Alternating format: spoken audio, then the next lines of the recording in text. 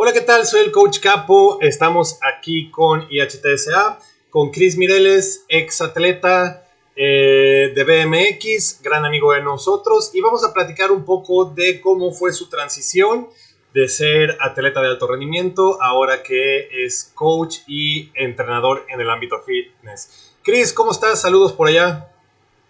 ¿Qué pasa, Capo? Muchas gracias por la invitación. Todo bien por acá en Guadalajara, gracias a Dios.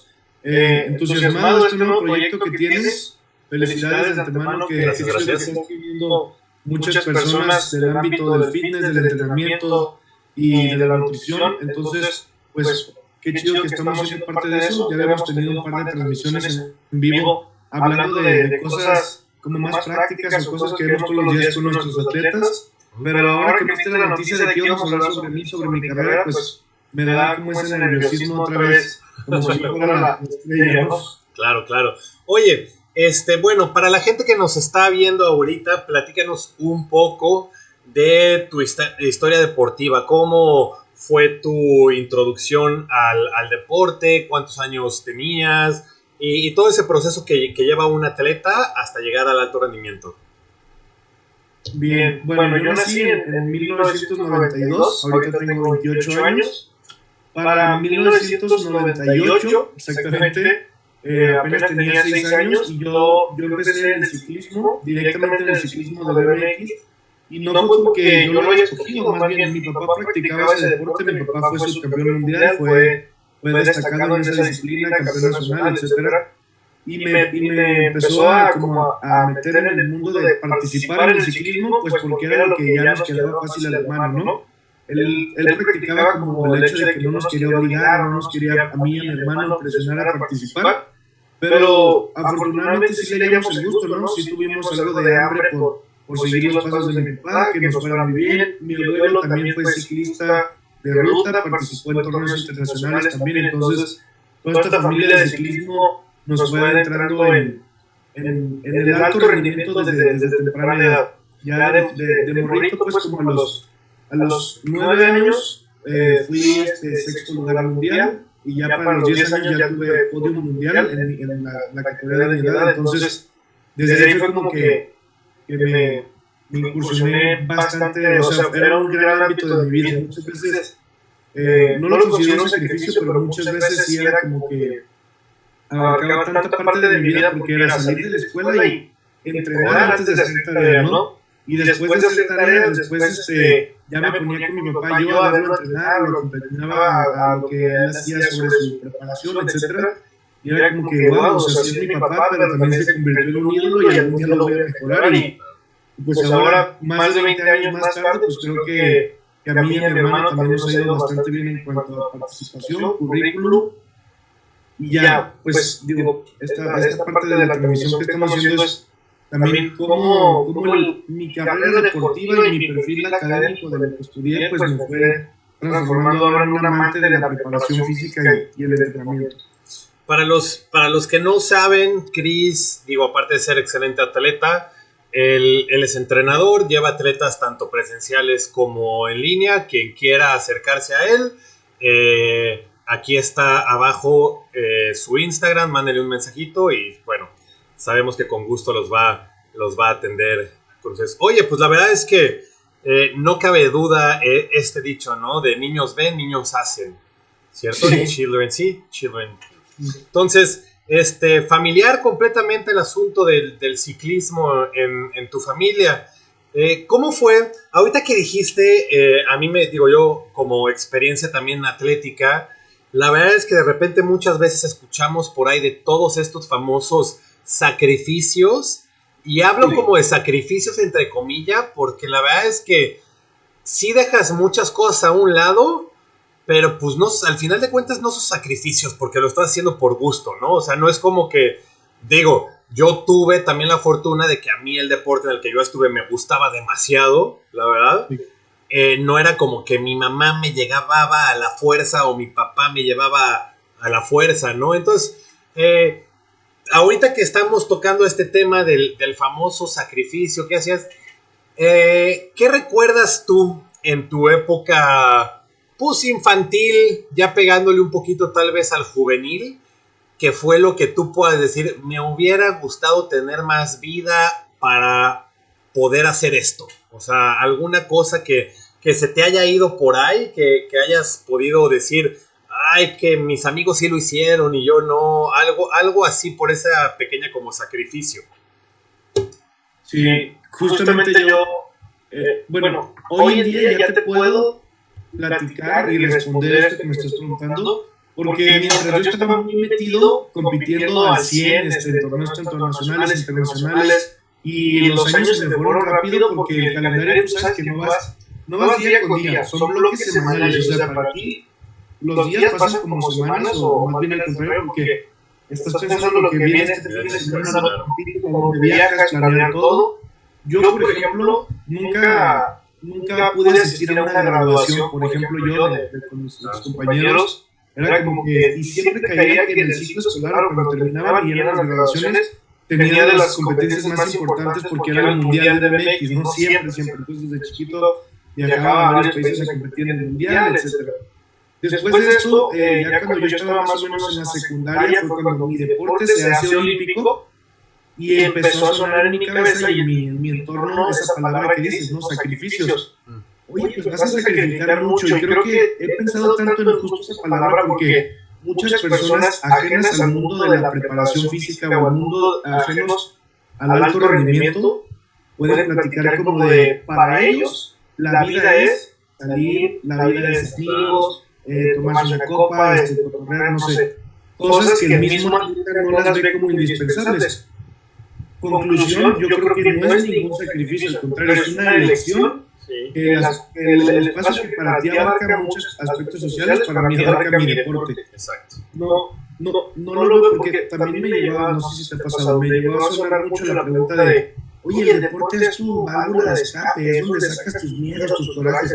No, hombre, al contrario. O sea, es mi terapia personal de que yo me siento una mejor persona a medida de que rindo más en mi deporte. O sea, me siento útil para algo. Entonces, se vuelve más que sacar lo malo, te regresa puras cosas buenas, ¿no? Y gano una competencia es como vale la pena todo. Si pierdo es como, bueno, tengo aspectos a mejorar. O sea, siempre se volvió algo bueno. Yo creo que, y lo que me da lástima aquí, sin meterme en temas controversiales, es que yo ya lo veo como algo generacional.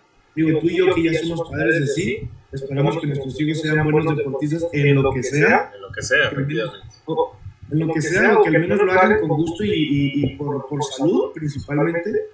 Pero te das cuenta de que mucho en la actualidad y sobre todo en Latinoamérica a los niños no les gusta sufrir. O sea, no les gusta sufrir en cuestión de que, para empezar, lo meten, no sé, voy a decir algo, lo meten al fútbol y desde que llegan hay grillas, hay clasismo, hay limitaciones, hay bullying, pero sobre todo hay profesionales o entrenadores que desde el día uno les ponen una friega, los niños sufren porque no se les da, entonces rechazan, ¿no? Tienen una actitud de ese deporte no es para mí. O lo mismo pasa en muchas partes, ¿no? Entonces, eso combinado con que hoy en día es mucho más fácil tener un videojuego, tener amigos, socializar de otra manera, se está rechazando mucho practicar deporte y no por competir, simplemente por salud. Entonces, creo que no estoy yo tan metido en promover el deporte como salud, sino yo sí estoy en el rendimiento como entrenador, pero creo que es algo que ahorita sí hay que no dejar pasar, pues. Sí, fíjate que ahorita que tocas ese tema, la verdad yo lo veo muy de cerca. Para los que no saben y nos están viendo, yo toda la vida fui arte marcialista, ¿no?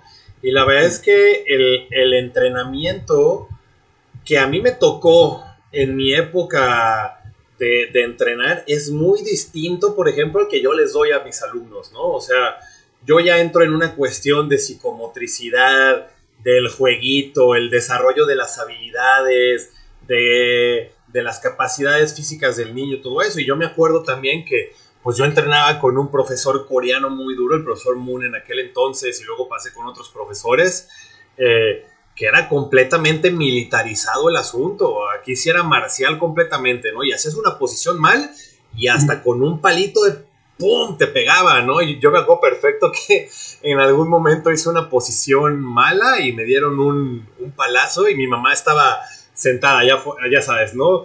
Clásico dojan de artes marciales, duela, porque en ese entonces el FOMI, puta, o sea, no existía, no era duela, y los papás sentados afuera y volteabas a ver así a tu mamá así de que me pegó el profesor, y tu mamá así de es parte de cállese y para allá, ¿no?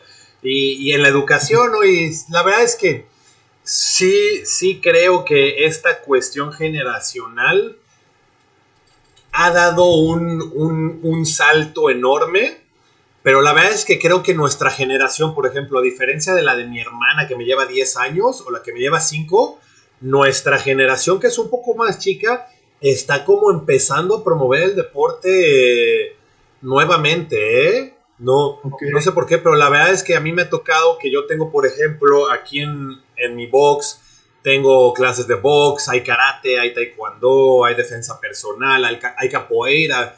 Y la verdad es que los niños están como volviendo a retomar, ¿no? Y más que nada porque yo lo puedo ver, te digo, dentro de las escuelas. Mi tío es el presidente del taekwondo en México. Y de repente en pláticas que hemos llegado a tener, sí él comenta, ¿no? Que con la llegada de estos deportes como las artes marciales mixtas o el reconocimiento, por ejemplo, del jiu-jitsu, sí esas artes marciales tradicionales como el karate y el taekwondo han ido en picada muchísimo. Y también, ¿no? Pues la verdad es que hay que ir evolucionando como lo van haciendo, y pues la verdad es que esperemos que los niños que son el presente y el futuro ahora sí de esta generación, pues sí se involucren un poquito más con el deporte. Oye, dime. Aquí entra la parte que dices, ¿no? Nosotros promovemos las ciencias del ejercicio. Parte de los temas que evidentemente tienes que dominar y llevar a la práctica es la docencia, ¿no? La formación y la educación de atletas de cualquier edad y nivel. Y si hablas específicamente de niños, es saber que hay un ABC ya formado, estudiado y comprobado. Es decir, no te voy a decir, es que tú estás gordito, no sirves para este deporte en el que estás. Mira, más bien, tú a lo mejor tienes buenos hábitos alimenticios, voy a tratar de hablar con tus papás, vamos a hablar así, yo te ayudo de esta manera. Entonces, el camino no solamente es individual para cada niño, sino le das las mejores herramientas para pues, que cumpla su sueño. Tal vez su sueño es simplemente adelgazar, su sueño es ponerse bien fuerte, crecer, lograr imponer algo de respeto ante sus compañeros, no sé, o sea, cada cabeza es un mundo, y si tú como profesional puedes ayudar a eso, pues yo creo que es una buena meta, ¿no? Claro, efectivamente, sí. La verdad es que sí, yo me acuerdo mucho. Yo tenía un alumno de taekwondo hace un par de años allá en la Ciudad de México. Y la verdad es que los papás lo llevaban a taekwondo porque pues era lo que había en la escuela o así, ¿no? Y el niño, puta, la sufría. Aparte de que a nosotros como entrenadores también nos ponen a sufrir porque pues no les gusta y se ponen a echar relajo y no ponen atención. Y bueno, lo vas llevando de formas distintas para que le empiece a gustar más. Pero yo sí hablé con los papás en aquella época y les dije, oye, a tu hijo le gusta el básquetbol, sí, mételo a básquetbol. ¿Qué haces obligándolo tú a venir todos los días al taekwondo terminando la escuela cuando lo puedes meter a básquetbol? Y más porque tenían las capacidades de poderlo meter a básquetbol, ¿no? Y pues dicho y hecho, ¿no? Y fue algo que me agradecieron mucho porque el niño también, ya saben, era el clásico niño que los maestros lo tenían con tienes déficit de atención y eres hiperactivo y la fregada, ¿no? La verdad es que ya sabemos que hay muchas formas, ¿no? Oye, para regresar un poco al tema de la enseñanza, ¿a los cuántos años empezaste tú a andar en bici? La verdad, no me acuerdo yo, o sea, de cuándo empecé, pero sí me dijo mi mamá, o sea, me cuentan mis padres que a los 4 años yo ya andaba en bicicleta sin rueditas, o sea, es algo que se me dio. Era desde chicos, pues para empezar, mi papá también se dedica a todo ese rollo, tiene una empresa de comercialización de bicicletas, entonces siempre hay bicicletas en la casa y es como de, pues ahí agarra la que te quede y mientras puedas, ¿no? Y dale, ¿no? Entonces yo siempre, casi intrépido, pues de esos niños que andan, o sea, entre medio travieso, pero también en mi cabeza siempre era un morro, pues, rebelde que quería lograr cosas y quería demostrar al mundo que podía ser como autosuficiente. Y te digo, lo de las competencias sí fue a los 6 años. Digo, que hoy en día, yo le digo, no, pues empecé. ¿Tu primer competencia fue a los 6 años? A los 6 años, sí. Y lo curioso es que en mi deporte, justamente a nivel México, en mi disciplina, que es BMX, no había categoría tal como de 6, era 9 y menores. Entonces la mayoría era 8 y 9, y yo empecé, o sea, metido ahí, ya para cuando yo tenía como 7, ya le ganaba a los de 9, y luego cuando tenía 9 ya les ganaba a los de 10 y 11, siempre era como adelantado, al menos aquí en México. Entonces eso también me iba gustando, ¿no? También, por ejemplo, hoy en día pasó volando, ¿no? Mi hijo tiene 5 años, apenas hace poquito comenzó a andar en bicicleta, o sea, y es bicicleta de balance, ¿no? Sí. Pero yo veo muy lejos todavía que él se meta a competir, o sea, como que me da un miedo de padre, o como que no sé algo así. Entonces sí se vuelve como que, oye, para mi edad, o para el tiempo que me tocó vivir, mi mamá sí me dejó hacer muchas cosas muy locas, pues, desde irme yo solo a competencias bien chiquito, irme a vivir al cenar, siendo menor de edad un tiempo a la verga, o sea, cosas que dices, o sea, sí soy loquito yo, pero también mis padres apoyaban mis locuras que hoy en día les agradezco. Oye, dime una cosa, ¿has tú provocado algún acercamiento de tu hijo con el BMX, así tal cual? Sí, la última fue hace como 2 años, en el 2019.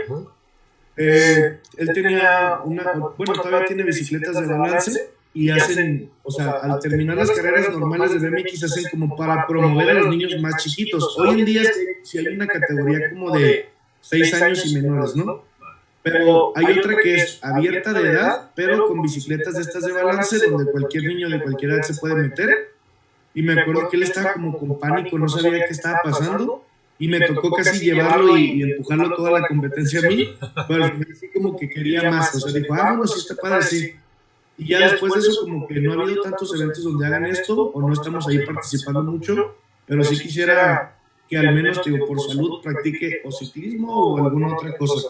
Sí, claro. Sí recibo mensajes de que, oye, tu abuelo fue ciclista, tu papá también, tú y tu hermana han sido campeones nacionales, entonces que siga la dinastía, mete a Martel. Y se vuelve complicado para mí psicológicamente, pero pues... Va a terminar siendo programador de videojuegos, ¿no? O sea, fíjate que yo lo veo mucho. Yo acabo de ser papá hace un par de semanas y la verdad es que, bueno, mi novia fue campeona de voleibol, ¿no? Mi novia, mi esposa es canadiense, ella jugaba voleibol a nivel profesional y, bueno, yo también competí a nivel profesional y la verdad es que lo hemos llegado a platicar muchas veces, ¿no? De que, ¿y qué lo vamos a poner a hacer? Y yo le digo, pues de todo, ¿no? A ver, o sea, la verdad es que yo soy honestamente anti-fútbol. O sea, a mí me choca el fútbol, pero si mi hijo sale con que me gusta el fútbol, yo voy a estar en los partidos de fútbol viéndolo, ¿no? Sí, claro, sí. Entonces, la verdad es que sí, obviamente, sí quiero suponer que existe como pues ese como esperanza adentro de que le guste algo que tú seas capaz de ayudarle ese empujoncito más, ¿no? Y más siendo a un nivel como el tuyo, que oye, pues no todos pueden decir que tienen la vida recorrida tuya en esto del BMX. Es que si estamos hablando como de acepto profesionalmente que mi hijo haga lo que le plazca, ¿no? Yo lo voy a apoyar y que le vaya bien. Por eso toco el tema de por salud. O sea, yo sí lo voy a, en teoría sí lo obligaría a hacer por lo menos alguna actividad física porque se mantenga, eso sí. Claro. Pero no lo voy a obligar a un deporte en especial, o que llegue más lejos, o llegar al punto donde a mí sí me tocó, no sé si en tu generación te tocó, a niños los regañaban sus papás porque no ganaban. Sí. O sea, como que se vuelve ya más delicado, ¿no? Sí, ya estás bullying, ¿no? Le dicen. Y eso tiene que ver con lo que me decías hace rato del tema de los padres. Tengo oportunidad, ahorita estoy trabajando mucho de la mano con el doctor Vladimir Ortiz. Él fue director yo lo conocí porque fue mi jefe en el INDE de Nuevo León. Él fue director del deporte de Chihuahua, del deporte de Tamaulipas y también director de alto rendimiento de la CONADE. O sea, si hay alguien que sabe de deporte y de ciencias del ejercicio, es él en México, ¿no? Claro. Entonces él tiene ahorita un centro de evaluaciones de alto rendimiento en Monterrey. Digo, te platico porque hace poco me buscó un chico de hockey porque lo recomendaron. El chico tiene 14 años, los papás tienen así mucho dinero, se fue a vivir a Phoenix porque lo contrataron en un equipo de las fuerzas básicas profesionales de hockey sobre todo en Phoenix. Le hicimos sus evaluaciones, tal, salió bueno, su característica de comportamiento de sus fibras musculares, su somatotipo, la manera y la velocidad cognitiva que tiene para reaccionar y todo se le evalúa. Y al final me dice el doctor, oye, ¿crees que le cueste mucho trabajo a sus papás aceptar que en hockey nunca le va a ir tan bien como le podría ir en atletismo de velocidad a este niño? Como se lo podemos plantear ahorita de la pelada, o sea, ese niño casi ahorita tú lo enseñas porque obviamente no tiene una técnica súper adecuada, también es complejo saber correr muy bien, ¿no? Pero a este niño tú lo enseñas a correr y me dice, este niño yo lo puedo hacer medallista mundial juvenil de atletismo de 110 con vallas o de 100 planos. Yo sé como de, wow, está muy padre lo que puedes alcanzar a percibir, pero no vas a ir en contra de lo que quiere el niño. Claro. ¿Entiendes? Claro, sí, siempre entra esa cuestión de gusto, porque ahí es donde entra como esta gente, ¿no? Porque sí hay ¿cómo se llama? Muchas personas que se hacen su deporte por obligación o como tú dices, ¿no? Porque el papá y era bueno y tenían que seguir. Y pues la verdad es que, bueno, ahí tienes el clásico ejemplo de Julio César Chávez, ¿no? De que todo el mundo esperaba que su hijo iba a ser como la revolución y todo, y bueno, resultó ser que revolucionó pero los memes, que no tanto. Entonces sí, la verdad es que es como súper interesante esta cuestión de que ya existen muchas técnicas como para saber el niño qué puede ser bueno, ¿no? Pero pues más allá de qué puede ser, no somos ¿cómo le podemos decir? No podemos obligarlos o no debemos también, ¿no? Sí, todo debe ser progresivo.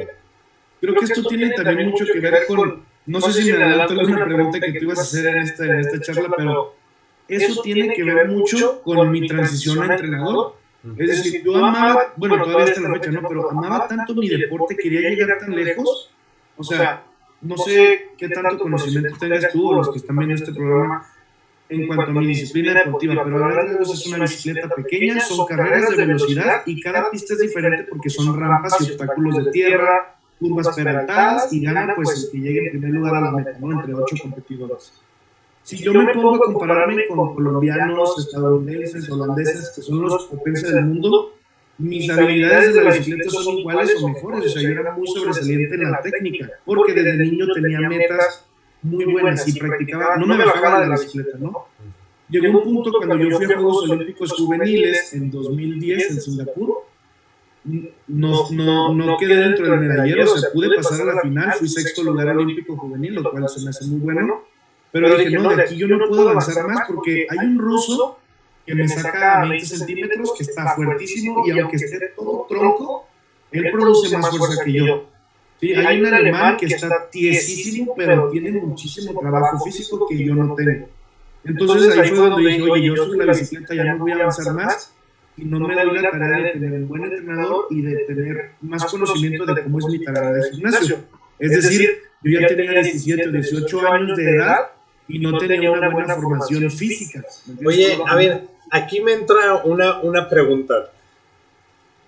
El deporte del BMX me atrevo a decir que es relativamente nuevo en la cuestión tanto olímpica como en México, ¿no? O sea, no estamos hablando, por ejemplo, de una halterofilia o un taekwondo que existe desde hace muchos años, ¿no?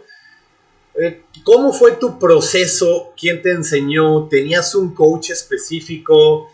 ¿En ese entonces ya había algún tipo de federación o apenas se iba como armando, ¿no? Porque la verdad es que yo que tengo toda esta familia atrás, que pues el taekwondo aquí en México no existía y que vinieron y fueron los primeros alumnos de este profesor que vino y así, la verdad es que ¿cómo fue ese crecimiento en cuestión de federación o asociación contigo?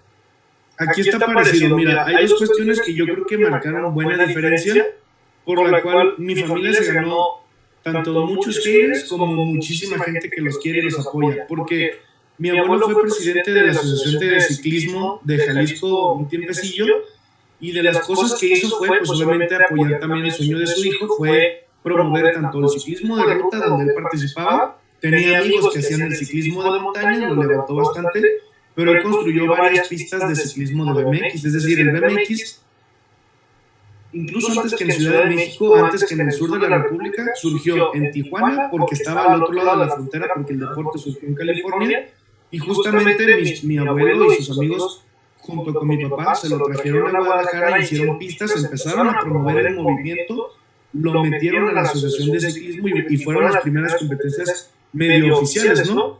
Ya después fue como que expandiéndose, ¿no? Y hasta la fecha, ya que ahorita ya tiene 4 ediciones de Juegos Olímpicos, es decir, en México los principales estados son justamente el Bajío, ¿no? Aquí cerca de Guadalajara, que es Zacatecas, Aguascalientes, Querétaro, Guanajuato, Michoacán, es esta zona de aquí. El sur prácticamente no hay nada y en el norte también está algo obsoleto.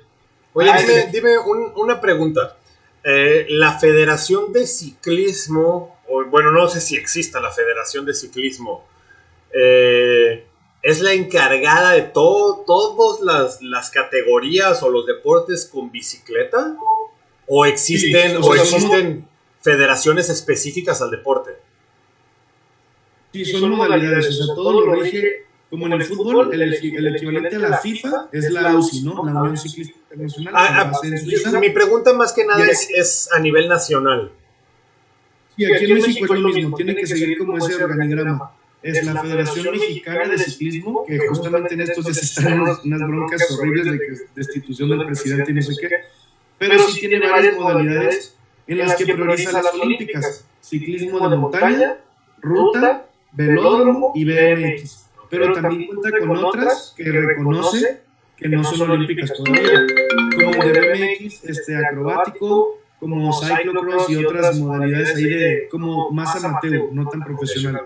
Entonces, sí es bastante trabajo. La Federación de Ciclismo es de las que más trabajo, o sea, más chamba tiene de todo México, porque son muchas modalidades en una sola. Sí. Y al final pues se vuelve complejo. Más que nada por eso era mi pregunta, ¿no? Porque, por ejemplo, la Federación Mexicana de Deportes de Invierno maneja patinaje artístico, maneja el hockey sobre hielo, pero también hay Federación Mexicana de Hockey, ¿no? O sea, sí son como cuestiones así. Está por separado la de curling. Un buen amigo de nosotros es el presidente de la Federación Mexicana de Curling, que es donde le van como barriendo el hielo, ya sabes.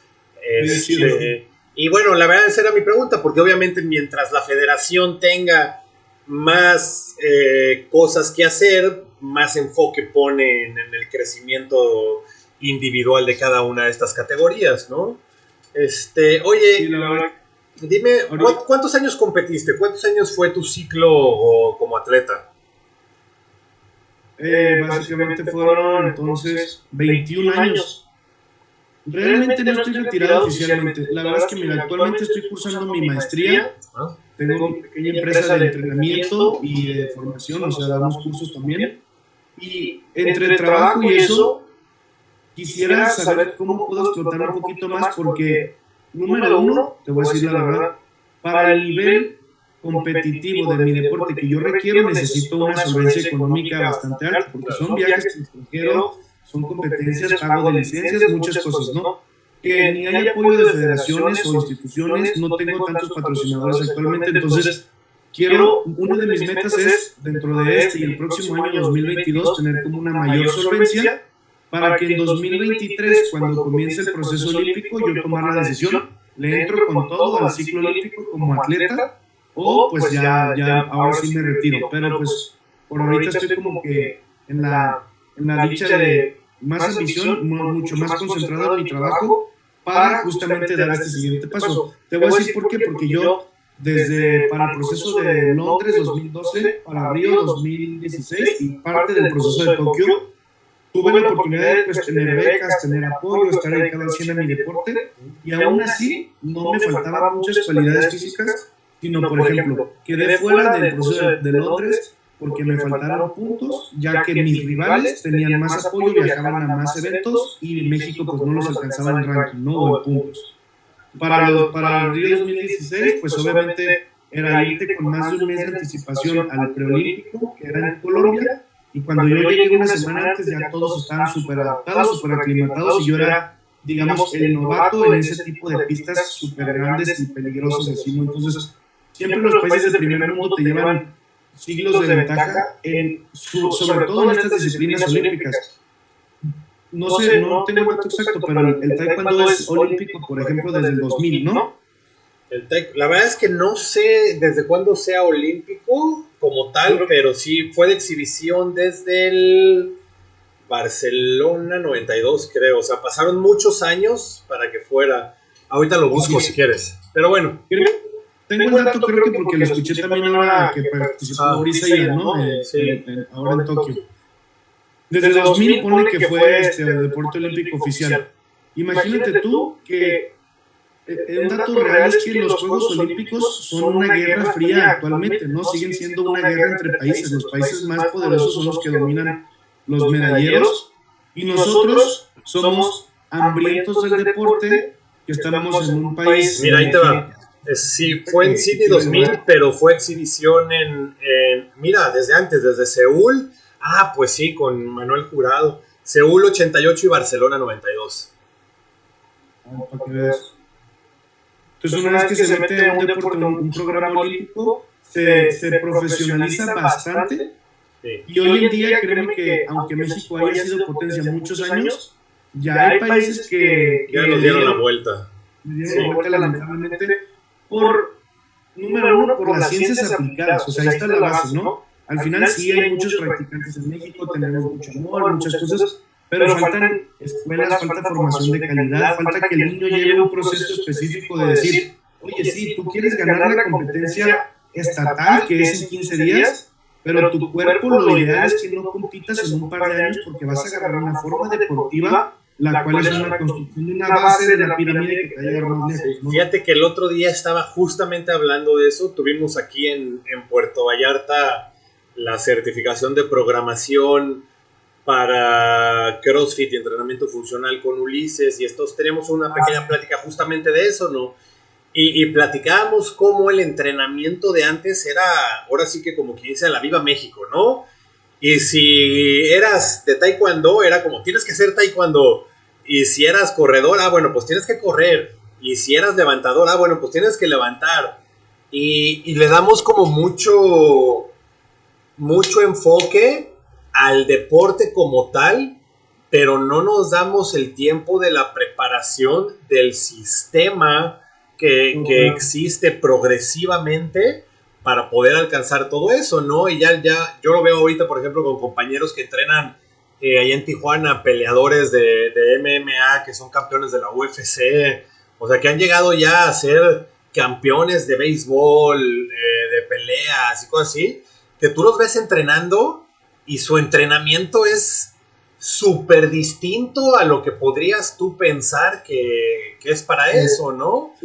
Entonces la verdad es que sí, o sea, yo me acuerdo perfecto muchas veces que estábamos internados ahí en México, en la CONADE, allá en Tlalpan, que pues veías a los de karate, a los de taekwondo y a los de judo, y pues prácticamente era pues karate, taekwondo, judo, pero no había como una preparación de tener una base fuerte, trabajar mucho todo eso, que yo creo que sí ya ahorita con todo el conocimiento que tenemos sobre las ciencias de la salud enfocadas como al deporte, sí podría ser como algo que le podemos dar. Desgraciadamente, y digo desgraciadamente porque tú y yo al haber sido deportistas sabemos que hay apoyo, pero no el suficiente o no el enfocado para que esto crezca a niveles donde México se pueda volver una potencia.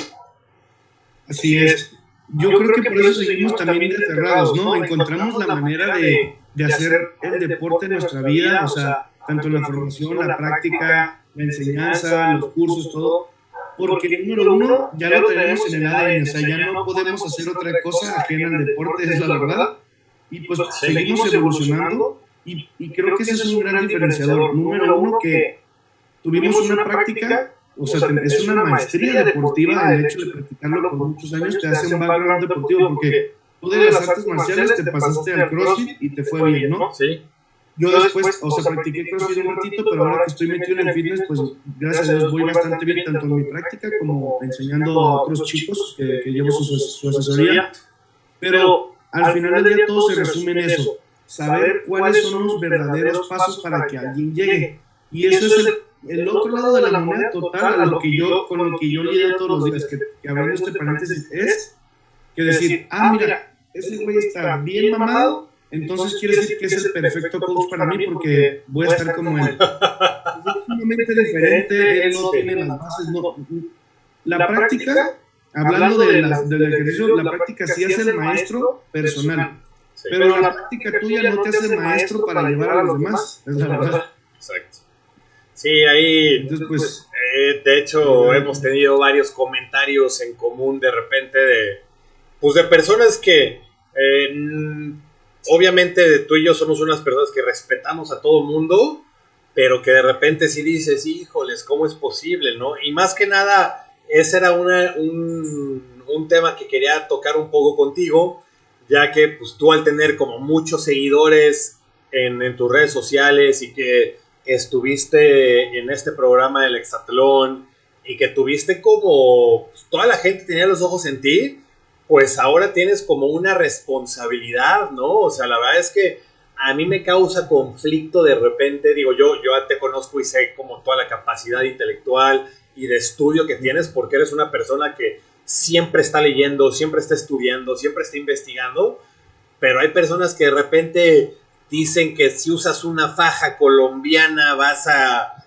quemar grasa y te vas a poner bien buena, ¿no? Entonces ahí tienes a todas las del gimnasio usando fajas colombianas cuando ya está comprobadísimo que, bueno, pues no tiene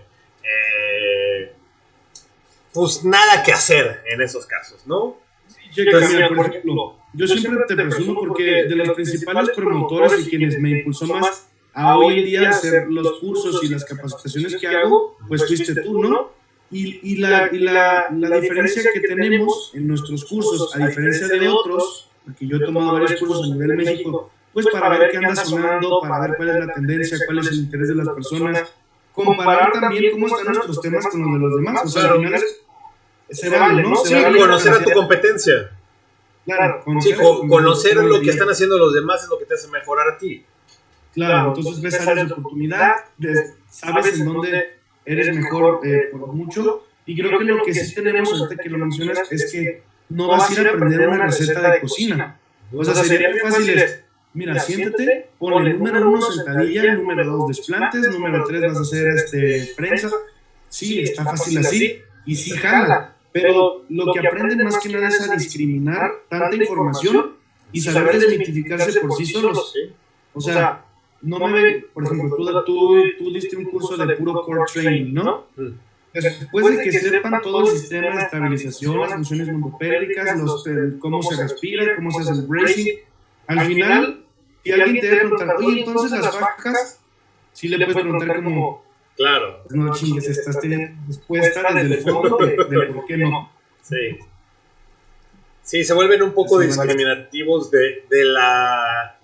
Pues estas todas como falacias o mitos que se vienen arrastrando desde hace muchos años. Oye, ¿cuándo fue tu última competencia de PMX?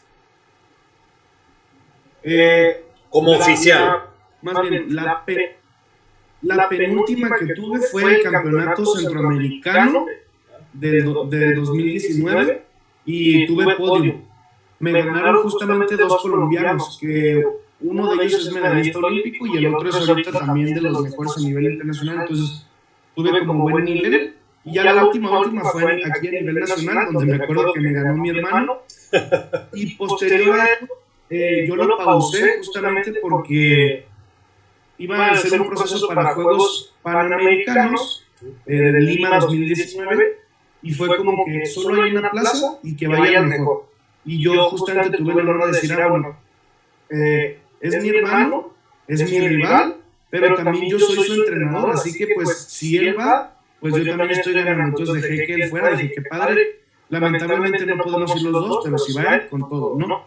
Entonces fue como que yo lo pausé para seguir mi preparación como atleta, como entrenador, pausé un poquito lo de atleta, y a los 2-3 meses fue donde me invitaron al reality show y me fui a vivir a Puerto Vallarta. O sea, varios movimientos rápidos en mi vida que fue como que tienes que, como dices, no tienes que surfear entre las situaciones para poder sobresalir, porque si tú te aferras a una idea, a veces te termina yendo peor, ¿no? Claro. Hoy en día,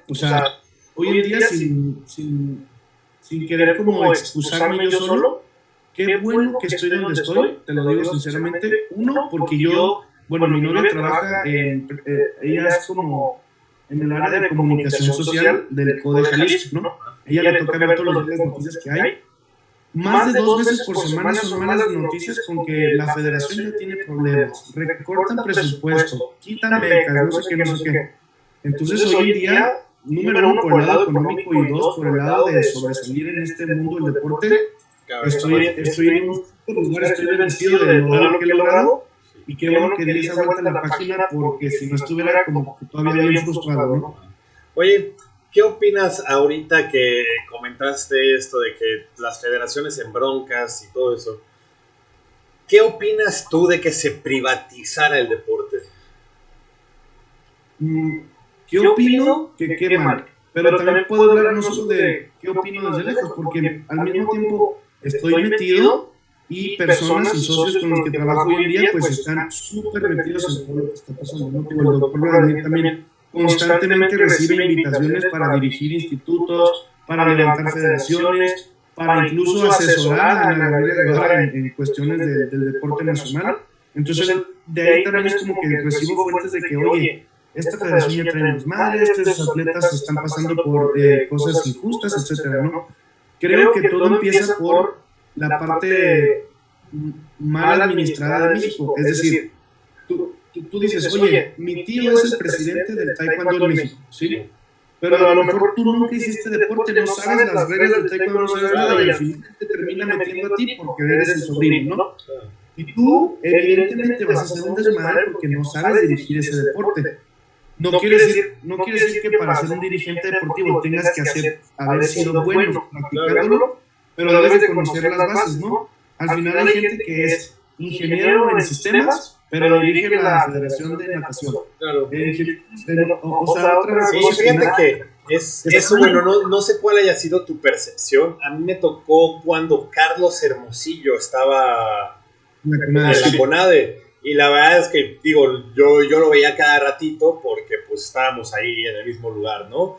Y la mamá de un muy amigo mío era su asistente.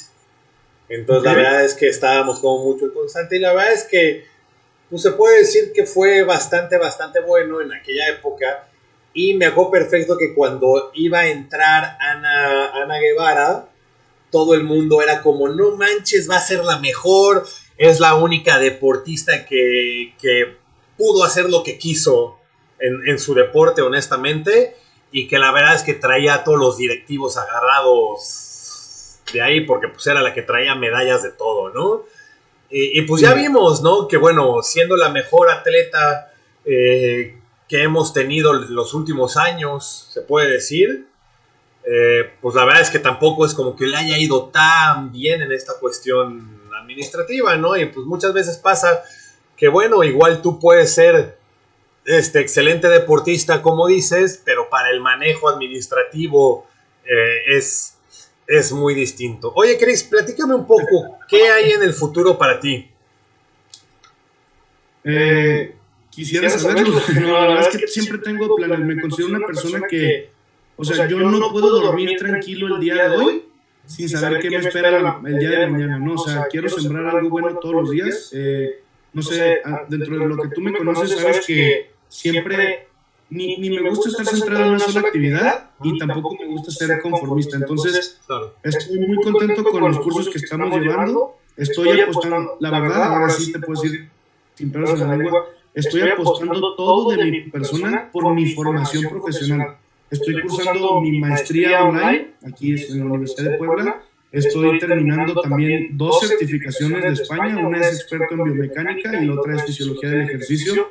Estoy también evaluando y llevando la prescripción del entrenamiento de varios deportistas muy buenos, tanto de ciclismo como de halterofilia, como de culturismo. Una chica que es la mejor de México hoy en día, que es la rival directa de Paula Longoria, se llama Monse Mejía. Ella es ahorita la mejor rankeada de México y aspira a ser la mejor del mundo en racquetball. También le llevo el proceso presencial a un chico de badminton que justamente este fin de semana fue tercero internacional, va por su pase a Juegos Olímpicos, así, ¿no? Entonces, sí creo que quiero, como dicen el dicho, ¿no? El que mucho abarca poco aprieta, como dicen, pero sí abarco muchas áreas porque al final mi perfil me lo demanda, ¿no? Puedo sentirme capaz de varias tareas. Va a llegar un punto en donde otra vez, así como en el 2016, ¿no? No pude hacer muchas cosas porque solo tenía mi trabajo como entrenador de BMX. Tal vez el día de mañana me centre con un solo atleta, me demande un proceso de un solo equipo, no sé, pero sí quiero seguir formándome y creo que le vas hallando mucho amor a esta parte del aprendizaje. Claro. Oye, dime una cosa. Cuando tú vas a entrenar o tomas un atleta en línea presencial, ¿cuál es ese proceso que tú llevas sistematizado como para poderte sentar en una computadora y decir, lunes, va a ser, ya sabes, ¿no? Todo eso. ¿Cómo es ese proceso que tú elaboras antes de poder entrar o adentrarte en una programación? Sí, muy buena pregunta. Y qué bueno que, digo, te la puedo responder tal cual a ti, que comprendes todo esto. Número uno es hacer una sustentación de qué necesita el deportista. O sea, ¿por qué me buscaste a mí? O sea, no que me digas, que eres buen atleta, o sea, fuiste buen atleta o eres buen entrenador. ¿En qué te puedo asesorar? Ejemplo, ¿no? Tengo dividido la misma empresa que ahora es Entreno Conciencia en tres principales rubros, ¿no? La evaluación, que no es directamente conmigo, es con el doctor Vladimir, ese ejemplo, ¿no? Oye, Cris, fíjate que yo ya tengo mi entrenador, tengo mi nutriólogo, tengo todo esto, pero aún así no mejoro en algo. Y es un servicio que, digo, es bastante costoso.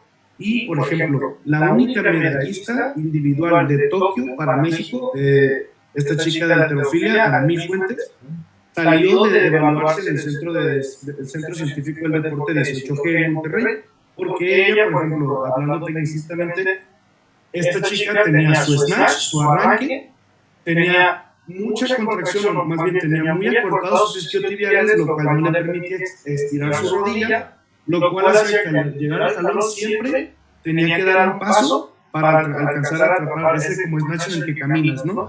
Entonces era horrible su levantamiento, y con simples correcciones, sin meterse con el entrenador de cambian el peso, cambian la programación tal y tal, se le meten ciertos auxiliares que le contrarresten eso, y parece arte de magia. Y desde antes de que comenzaran los juegos, nosotros ya sabíamos, esa chica puede quedar entre medalla de plata y cuarto lugar, o sea, seguro está en zona de bronce.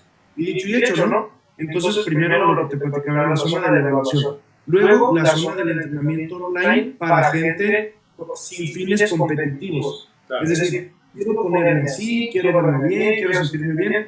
Y eso se vuelve un poco más fácil porque al final es enamorarte del proceso, saber las necesidades que tiene esta persona, y al final yo les hago una entrevista también en videollamada o una encuesta donde yo veo sus faltantes, ¿no? No entrenaba bien, y al final creo que una de las cosas que tú me vas a dar la razón es, muchas personas no les hace falta cantidad de entrenamiento, es decir, no les falta entrenar más, les hace falta calidad, porque antes, más bien, la mayoría de personas que me buscan por mi perfil es por decir, oye, neta, es que ya entrené de todo, traigo un desmadre y no sé ni qué hacer ya. Entonces mi aporte o creo que mi intervención es la organización de ADC de lo que sí necesitas hacer.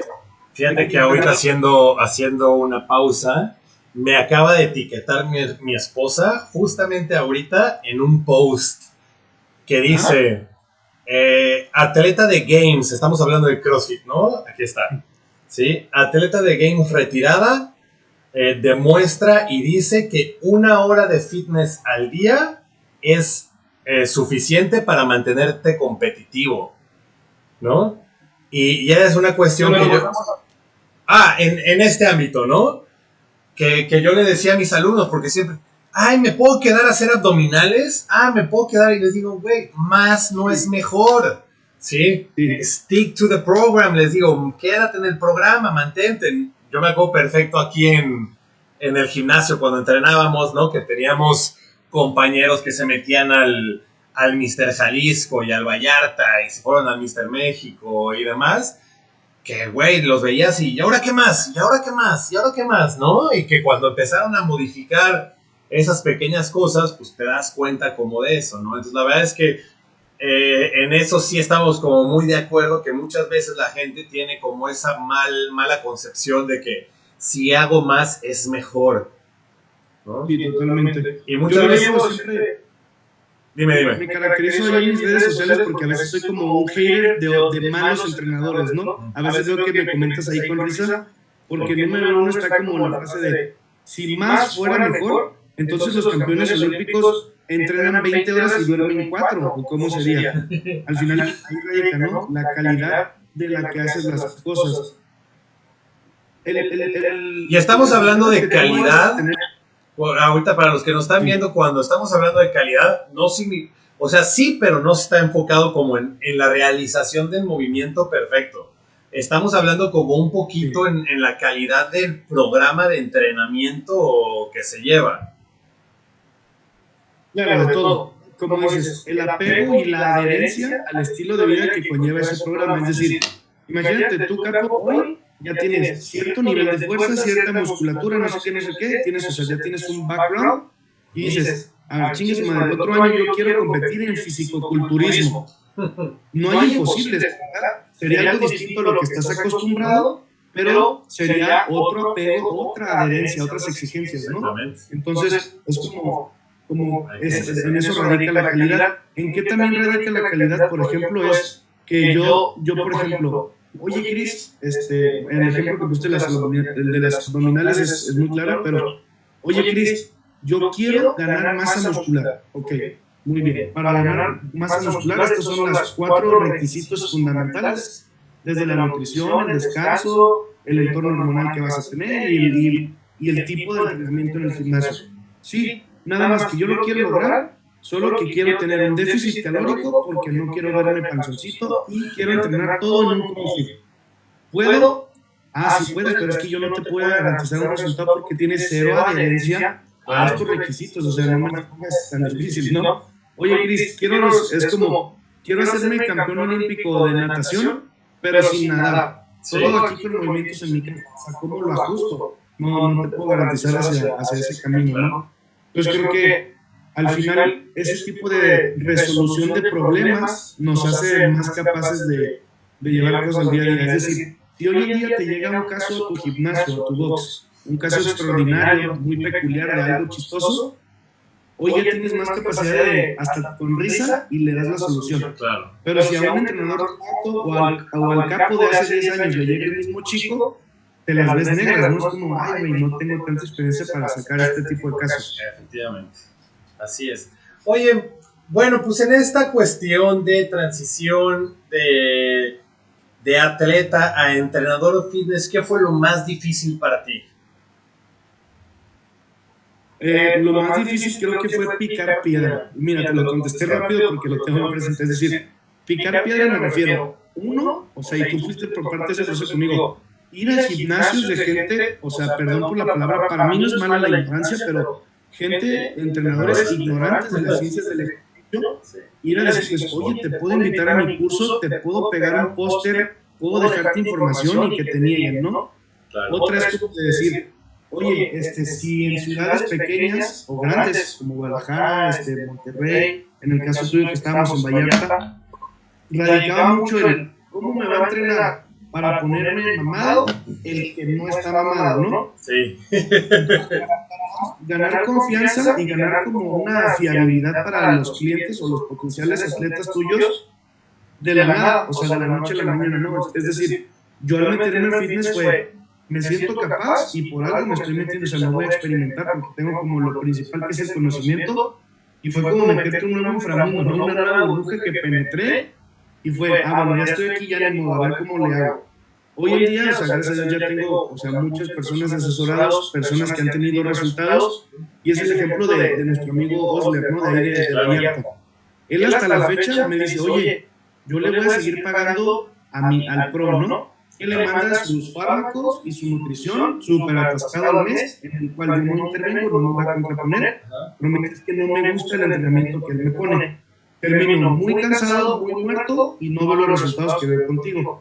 O sea, ya tengo como un perfil en el cual a mí me adoptan para justamente la prescripción de ese entrenamiento, ¿no? Entonces, lo difícil fue iniciar de cero. Y yo creo que lo fácil fue, pues, confiar en mí mismo por sentirte capaz, ¿no? O sea, creo que incluso me sorprende, y la otra vez mi novia me lo estaba comentando, me sorprende que yo mismo he confiado, o sea, tengo más bien, no sé si cómo decírtelo, pero creo que tengo mejor psicología de cómo ser un entrenador que de cómo ser un atleta de alto rendimiento. Yo era súper nervioso y miedoso a veces, ¿eh? Y como entrenador es como, no, la chingada, yo sé lo que se necesita, yo sé que claro. Sí, ahí sí me puedo identificar un poquito. Bueno, Chris, ¿algo más que quieras agregar? Ya estamos llegando ahorita prácticamente como a la hora de transmisión. ¿Algo que quieras compartir con la gente que le quieras decir?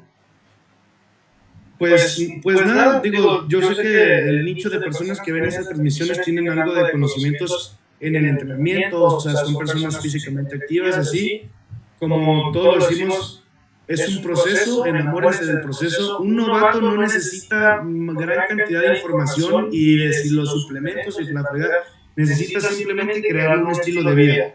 Un intermedio necesita cuidar su alimentación y cuidar ese estilo de vida de atleta que ya formó, y ya un elite profesional ahora sí necesita todas las ciencias del ejercicio que son las que pueden aprender en nuestros cursos, ¿no? Así como me invitaste para acá, digo, no sé si tengas tiempo en la próxima vuelta que tengas a Guadalajara, también tengo un podcast que grabamos aquí en un estudio en mi casa, tu casa, para invitarte. Vamos a andar por allá, efectivamente. Sí, para que también ahí nos sigan ahí en las redes sociales, el podcast de Capo y el que vamos a tener, para pues seguir generando algo de sinergia y comunidad. Perfecto, encantados. Bueno, Chris, me dio muchísimo gusto saludarte y platicar contigo. Ahorita nos comunicamos ahí por mensajito. Chicos, yo soy el Coach Capo. Síganos en nuestras redes sociales como @ChrisMirelesBMX y @Coach Capo, K de kilo, P de Pablo o de oso. Les mando un abrazo, Chris, si quieres despedirte. Gracias, chicos. La verdad que un honor estar compartiendo con ustedes. Ahí nos mandan mensajes si quieren después también otras charlas sobre otros temas interesantes. Siempre es bueno platicar aquí con Capo. Ahí estaremos en contacto, Chris. Te mando un abrazo, un saludo a toda la familia por allá. Nos vemos. Igualmente.